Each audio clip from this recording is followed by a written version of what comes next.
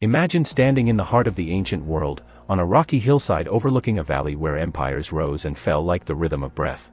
The year is somewhere around 1000 BCE, and before you stretches a modest settlement that will one day become one of the most contested, revered, and mysterious cities in human history. This is Jerusalem in the Iron Age, and the story we've been told about its rise to power, its transformation into a mighty capital, and its role in shaping civilizations is being rewritten as you read these words. New archaeological discoveries are forcing us to reconsider everything we thought we knew about how this legendary city grew, when it truly became a seat of statehood, and what that means for our understanding of biblical narratives, ancient kingdoms, and the very foundations of three major world religions. For generations, the story seemed settled. Jerusalem, we were told, transformed rapidly into a grand imperial capital under King David and his son Solomon during the 10th century BCE. The biblical accounts painted vivid pictures of palatial complexes, administrative centers, and a temple that rivaled anything in the ancient Near East. It was the narrative of a small tribal settlement explosively becoming a sophisticated urban center, the political and spiritual heart of a unified Israelite kingdom stretching from the Euphrates to the borders of Egypt. Archaeologists, historians, and believers alike constructed their understanding of ancient Israel around this timeline. But here's where our story takes a turn into the unexpected, into the realm where ancient stones speak louder than ancient texts, where pottery shards and wall foundations challenge centuries of accepted history. Recent excavations have uncovered something that contradicts the grand narrative. The Jerusalem of David's time was not the sprawling metropolitan center described in biblical accounts. It was small, perhaps embarrassingly so for those expecting to find evidence of a great empire. The city of David, that spur of land south of today's Temple Mount, shows evidence of occupation, certainly, but the archaeological record from the 10th century BCE reveals a settlement that would have been unremarkable by the standards of its neighbors. No monumental architecture, no extensive administrative buildings, no clear evidence of the kind of centralized power that would indicate a fully developed state. The pottery is local and simple. The structures are modest. The population would have numbered in the hundreds, not thousands. This is not the Jerusalem of Solomon's temple, at least not yet. So what happened? When did Jerusalem truly become Jerusalem, the city we recognize from history books and religious texts? The answer appears to lie not in the 10th century BCE, but in the 8th and especially the 7th centuries. This is when the archaeological evidence explodes with activity, when Jerusalem undergoes what scholars now call a dramatic expansion and urbanization. Suddenly, the material record shows a city bursting beyond its original boundaries, spreading westward onto the western hill, developing complex water systems, constructing massive fortifications, and showing all the hallmarks of a true administrative center. The population may have increased tenfold or more. Workshops, storage facilities, and administrative buildings appear in the archaeological record. The pottery becomes more diverse, showing trade connections across the region. And perhaps most tellingly, we see the appearance of what archaeologists call the royal seal impressions, the Lamech stamps that mark official state administration and tax collection. This revision isn't just an academic curiosity about dates and chronology. It fundamentally changes our understanding of how states form, how religious and political power intertwine, and how historical memory gets constructed and preserved. If Jerusalem wasn't a major capital in the 10th century, then the kingdom of David and Solomon looked very different than traditionally imagined. It suggests we're dealing with a smaller, more localized chiefdom rather than a sprawling empire. It means that the unified monarchy described in biblical texts might be more theological construction than historical reality, or at least that its political sophistication has been projected backward from a later period when Jerusalem had indeed become a genuine power center. But why the 8th and 7th centuries? What catalyst transformed this modest highland settlement into a significant urban center? The answer appears to be written in one of history's darkest chapters. In 722 BCE, the Assyrian Empire, the superpower of its age, destroyed the northern kingdom of Israel and its capital, Samaria. The 10 northern tribes were scattered, deported, absorbed into the Assyrian melting pot. Refugees flooded southward into the kingdom of Judah, and particularly into Jerusalem. Archaeological evidence shows this sudden population boom. The city expanded rapidly to accommodate the influx. New neighborhoods sprang up. The water systems were upgraded to serve a much larger population. Jerusalem transformed not because of imperial ambition under a great king, but because of catastrophe and survival, because it became a refuge and the last remaining center of Israelite identity and power. This is when Jerusalem truly became a state capital in the fullest sense. The administrative apparatus grew to manage the larger population and more complex economy.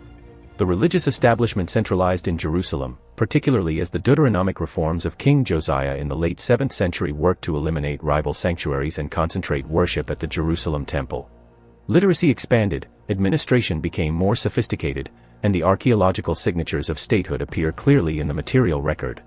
This is when scribes began compiling and editing the texts that would become the Hebrew Bible, preserving and shaping the historical memory of their people, perhaps projecting the glory of their contemporary city backward onto the founders of their dynasty, David and Solomon. The implications ripple outward in fascinating directions. If the great building projects attributed to Solomon, including the First Temple, were actually constructed or significantly developed in this later period, it changes our understanding of when monotheism truly took hold in Jerusalem, when the religious texts were composed, and how historical memory functioned in the ancient world. It suggests that the biblical narratives were written or heavily edited by people living in this later, truly urbanized Jerusalem, people who looked back at their legendary founding figures and described them in terms that reflected their own contemporary reality. It's not that the texts are false, but rather that they're complex literary and theological documents that weave together history, legend, religious ideology, and political propaganda in ways that require careful interpretation. The archaeological method that's revolutionizing our understanding involves painstaking analysis of pottery chronology, stratigraphy, radiocarbon dating, and comparative studies with other sites across the region. Every layer of earth, every pottery shard, every seal impression tells part of the story. Israeli archaeologists like Israel Finkelstein have been at the forefront of this low chronology revision, arguing that the monumental architecture traditionally dated to Solomon's era actually belongs to the 9th century or later. The debate has been intense, sometimes heated, because the stakes are high. For some, archaeological revisions feel like attacks on cherished religious narratives. For others, they represent the triumph of scientific method over tradition and assumption. But here's what makes this story so compelling. The revised chronology doesn't diminish Jerusalem's significance. If anything, it makes its rise more remarkable. Instead of a city that sprang fully formed from the ambitions of legendary kings, we have a city that grew organically, that became important through historical necessity, that transformed itself in response to catastrophe and opportunity. The Jerusalem that became the spiritual center of 3 great religions wasn't built by imperial decree in a burst of monarchical glory. It was built gradually, by refugees and survivors, by priests and scribes, by ordinary people seeking safety and meaning in a dangerous world. That's a more human story, and in many ways, a more powerful one. The new understanding also helps explain some puzzling features of Jerusalem's development.